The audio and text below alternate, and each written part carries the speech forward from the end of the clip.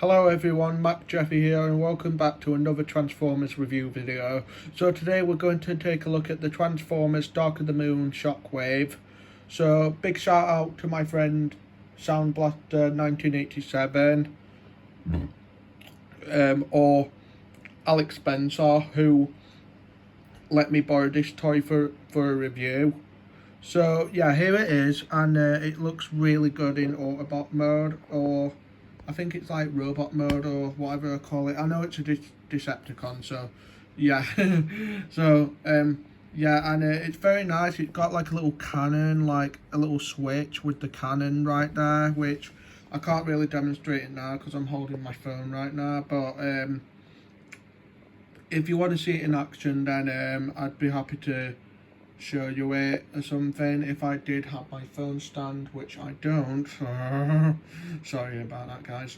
So so yeah, so I'm gonna go ahead and transform it into vehicle mode or something, and yeah, I'll cut the camera so I can do it, so be right back. Okay, so here he is in his vehicle mode, and one thing I forgot to do when I did the last part is I forgot that this piece connects to there, so yeah, and put the camera down for a minute. So yeah, and there we go. I was watching a video and it had this piece attached, so yeah, and as I was saying earlier, it did take me a long time to transform this, but don't worry, I gave it all my effort, and yeah.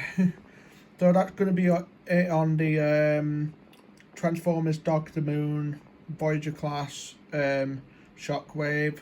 So yeah, and no, if you're wondering, guys, no, I didn't get this. I just borrowed this off a friend of mine from Burton Street. His name is Blaster 1987 Reviews, so go check out his channel, and I will see you in the next video. Bye.